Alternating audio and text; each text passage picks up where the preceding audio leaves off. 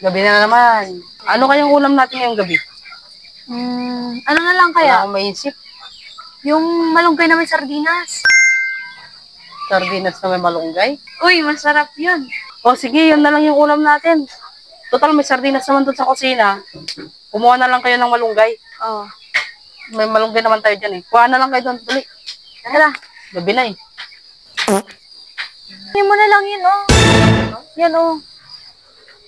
What? Tama to. Marami na to. Oh, no! Marami naman na siguro to. Okay na to. Oh. Ha? Oh, okay na ba to?